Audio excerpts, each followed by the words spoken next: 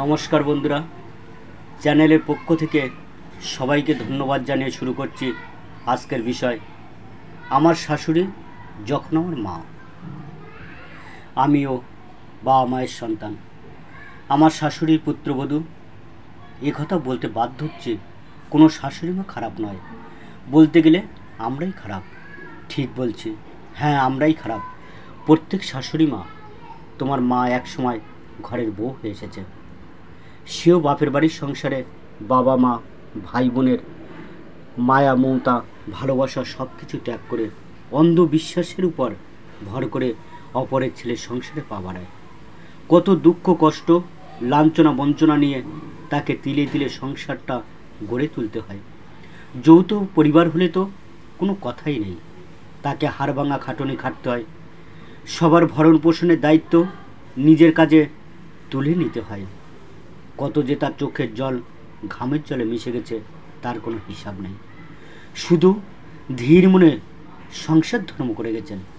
তাকে আমরা নতুন বউয়ের গুণ শেখাতে যাই, কিন্তু আমরা নতুন বউ হয়ে এসেই যেন হাতির পাশ পা রেখে ফেলি।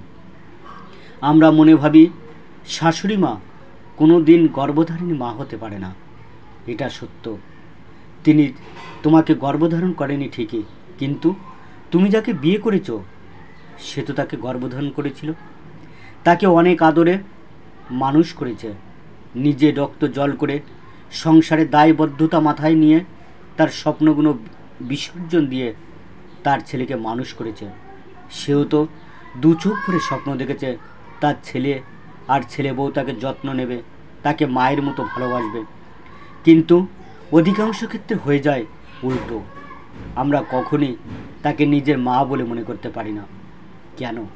কেন করতে পারি না? এটাকে একটু ভেবেছে? হতে পারে সে আমাদের গর্ভধারণ করেনি, তাতে কি হয়েছে? আমরা কি তাদের মায়ের ভালোবাসা দিতে পারি না? আমাদের মা বাবা যেমন আমাদের এই সুন্দর পৃথিবীতে পরিচালনা করেছেন, সেও তো তার ছেলেকে পরিচালনা করেছেন। তার সত্ত্বেও কেন বৃদ্ধাশ্রমগুলিতে দিন দিন ছেলের বাবা মাকে যেতে হয়? নিজের বাবা মায়ের মতো করে দেখতে পারি না, নিজের বাবা মায়ের মতো করে দেখতে পারি না। আমরাও তো একদিন শাশুড়ি হব, সন্তানের মা হব। এই সত্যটা কিভাবে এড়িয়ে যেতে পারি? আমরা তাদের সাথে নিষ্ঠুর ব্যবহার করব আর ভবিষ্যতে ভালো কিছু আশা করব, সেটা তো হয় না। আমরাও তো পারি তাদেরকে মায়ের মতো ভালোবাসা দিতে। প্রতিটা সংসারে কথা কাটাকাটি ঝগড়া টুকটাক লেগে থাকে। হতেই পারে শাশুড়ি মা আর বৌমার ঝগড়া, তা বলে কি মেয়ে মায়ের থেকে কি দূরে সরে যাবে? আমাদের কুযন্ত্রণার স্বামীরা বাধ্য হয়ে বেবিচারী হয়ে ওঠে। কোনো সময় সে তার বাবা মায়ের সাথে ঝগড়া করা, আলাদা হয়ে যাওয়া বা তাদের বৃদ্ধাশ্রমে পাঠিয়ে দেওয়া, এটা কি যুক্তিযুক্ত? তোমার সাথে এরকম ঘটনা যখন ঘটবে সেটা কি তুমি মন থেকে মেনে নেবে কখনোই না? তাহলে আমরা কেন তাদের দূরে সরিয়ে দেব? একটা জিনিস সবসময় মাথায় রাখা উচিত, কোনো ছেলেই কিন্তু তার বাবা মাকে আলাদা করতে চায় না। শুধুমাত্র বউয়ের অন্যায় আবদারটা বাধ্য হয়ে তাকে রাখতে হয়। কেননা সে যদি তার আবদারটা না রাখে তাহলে হয়তো আমরা স্বামীর সংসারটা ছেড়ে চলে যাব। ছোট বাচ্চার মুখের দিকে তাকিয়ে বা তোমাকে ভালোবেসে বাধ্য হয় সে তার বাবা মায়ের সাথে খারাপ আচরণ করার জন্য। কিন্তু এটা কি আদৌ ঠিক? তাই সমস্ত বৌমাদের উদ্দেশ্যে বলছি, কথাটা কখনো খারাপভাবে নেবে না। আমরা যেরকম আচরণ করব ভবিষ্যতে সেই রকমটাই পাবো আশা করি। আমরা সবাইকে ফাঁকি দিলেও উপর থেকে একজন আমাদের উপর সবসময় নজর রাখেন। তার দৃষ্টিশক্তিকে আমরা কখনো এড়িয়ে যেতে পারবো না। তাই বন্ধুরা, শাশুড়ি মাকে আর শাশুড়ি মা নয়, নিজের মায়ের মতোই দেখব। তুমি নিজের মায়ের মতো ভালোবাসা দিলে সেও তোমাকে নিজের মায়ের মতনই ভালোবাসবে।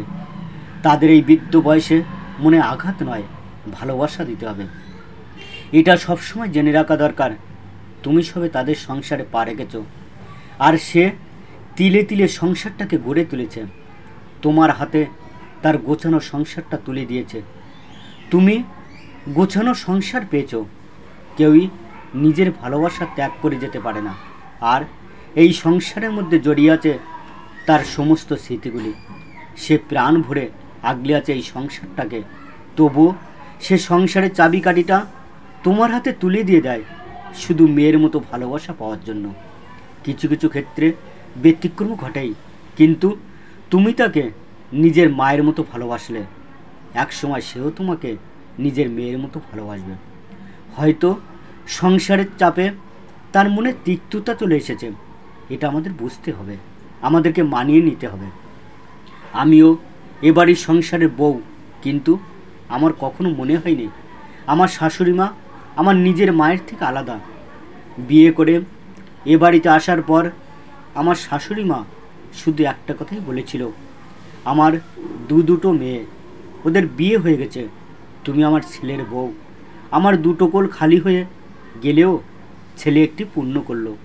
আজ থেকে তুই আমার কাছে মেয়ের মতো, আমাকে তুই কখনো নিজের মায়ের থেকে আলাদা ভাবিস না। আমরা এই বুড়ো বুড়ি পৃথিবীতে আর কতদিন, এখন তুই সব কিছু।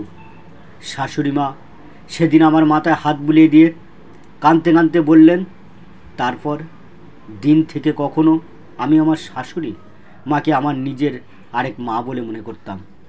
বিয়ের আগে ছিল একটি, বিয়ের পর হলো দুটি। আমার সংসারে অশান্তি নেই বললে ভুল হবে, অবশ্যই আছে, কিন্তু ওই যে আমি আমার শাশুড়ি মায়ের সাথে ঝগড়া করলেও সেটা মায়ের মতোই হয়ে দাঁড়ায়। মা যেমন মেয়ের নালিশ বাবার কাছে করে না, তেমনই আমিও মায়ের কোনো কথা স্বামীর কাছে করি না। তিনি কখনো আমার ইচ্ছার বিরুদ্ধে যাননি। কোনো সময় বাড়ির মেয়েদের ক্ষেত্রে যেমন নিজের মা সেরা বান্ধবী হয়ে যায়, সেরকম শাশুড়ি মাকেও মনে করো, সেও তো সংসারের চাপে দগ্ধ হয়ে আছে। তাকে জরাজীর্ণ সংসারের মোহ থেকে বার করতে হবে।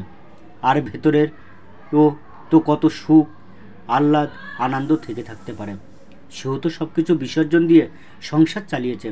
তাই আমরা নতুন বউয়ের এরা কি পারি না সপ্তাহে একদিন, তাই আমরা নতুন বউ এরা কি পারি না সপ্তাহে একদিন আমাদের শাশুড়ি মাকে সঙ্গে নিয়ে কোথাও ঘুরতে যাওয়া, সিনেমায় যাওয়া, বা রাস্তার মোড়ে গিয়ে ফুচকা ঘুগনি খাওয়া, তাকে সঙ্গে নিয়ে রেস্টুরেন্টে যাওয়া, বাইরে দিয়ে কোনো খাবার কিনে এনে শাশুড়ি মায়ের হাতে দিয়ে, মা আপনি ভাগ করে দিন, এই সমস্ত তো করা যেতেই পারে।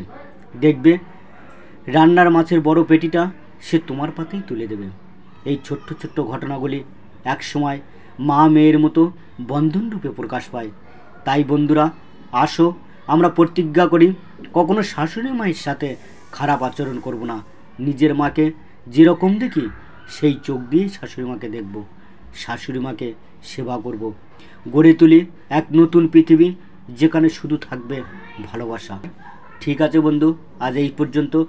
সবাইকে ধন্যবাদ জানিয়ে এখানেই শেষ করছি। গল্পটি কেমন লাগলো অবশ্যই কমেন্ট করে জানাবেন। আর এই রকম আরও ভিডিও দেখতে চ্যানেলটি সাবস্ক্রাইব করবেন, আর পাশে থাকা বেল আইকনটি প্রেস করতে ভুলবেন না। নমস্কার।